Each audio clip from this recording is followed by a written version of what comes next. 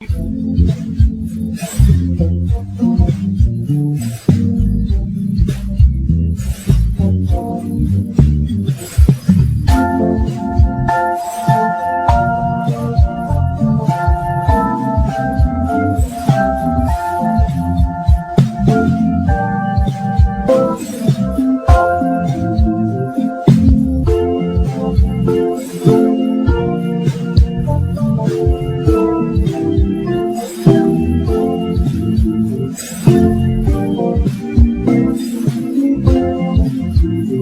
die einde van ons program lees ons 'n gedeelte uit die Nuwe Testament.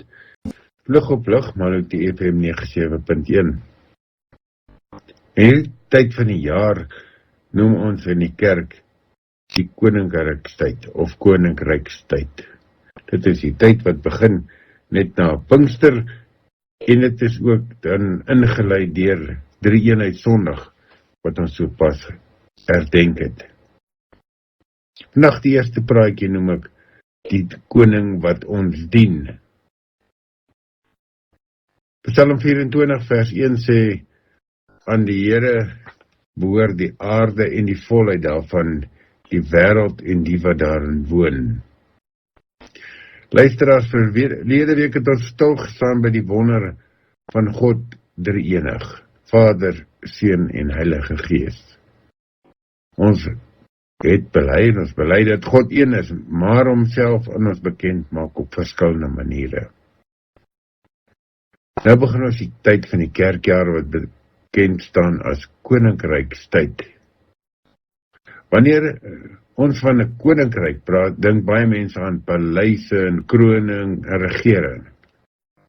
Maar die Bybel praat van iets veel groter. Die koninkryk van God is die ruimte waar God se wil geskied, waar sy liefde heers en waar sy waarheid erken word. Die eerste waarheid van koninkrykstyd is eenvoudig. God is reeds koning. Ons leef dikwels asof die wêreld deur geld, politiek of menslike mag beheer word. Maar ons skrif herinner ons telkens dat die aarde aan die Here behoort. Hy was koning voor ons gebore is en hy sal koning wees nog lank nadat ons weg is. Dit beteken nie dat alles altyd maklik of verstaanbaar is nie. Dit beteken wel dat ons vertroue nie uiteindelik op mense berus nie, maar op God. En wanneer ons bid, laat u koninkryk kom, vra ons nie dat God eers koning moet word nie.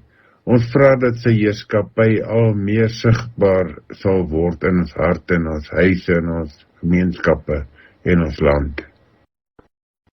Mag ons vandag weer met vertroue erken, die Here regeer, en bid dat u hemelse Vader, ons bely dat u koning van die hemel en die aarde is. Help ons om u te vertrou wanneer die wêreld onseker lyk. Laat u koninkryk kom en u wil geskied.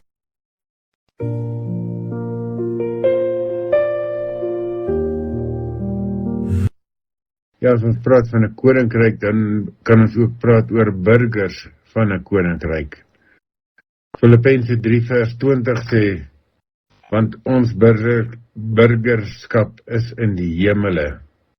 Luisteraars, as God koning is, wat maak dit van ons? Paulus gee die antwoord, ons is burgers van die hemel. Dit beteken nie dat ons van die aarde af moet wegvlug of onsself van die wêreld afsonder nie. Dit beteken dat ons identiteit eintlik nie deur ons beroep of besittingstaal of kultuur bepaal word nie. Ons behoort eerste aan Christus. 'n burger dra die waardes van sy land altyd saam met hom. Net so word Christene geroep om die waarheid van God se koninkryk uit te leef. Waar die wêreld soms haat kies die koninkryk liefde. Waar die wêreld vergelding soek, kies die koninkryk vergifnis. Waar die wêreld nie net aan homself dink, leer die koninkryk diensbaarheid. Jesus het gesê dat mense sy disippels sal erken aan hulle liefde vir mekaar. Dalk is dit vandag die vraag van ons elkeen. Kan mense iets van God se koninkryk in my lewe sien? Nie deur groot woorde nie, maar deur vriendelikheid, eerlikheid, geduld en omgee. Die koninkryk van God word dikwels sigbaar in die klein dingetjies van elke dag. En daarom kan ons dan weer bid, Here Jesus, dankie dat ons aan U behoort. Ja, help ons om waardige burgers van die koninkryk te wees en om U liefde sigbaar te maak. Ons leef en werk aan elke een by elke omstandigheid en elke geleentheid.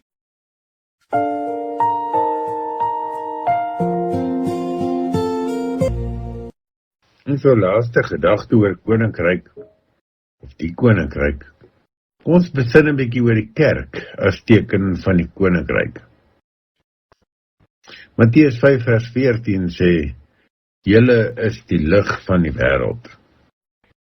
Luisteraars, wanneer ons aan die kerk dink, dan dink ons maklik aan geboue, vergaderings en organisasies. Maar Jesus sien die kerk anders. Kom is die kerk 'n lig op 'n donker plek. Die kerk bestaan nie om haarself nie.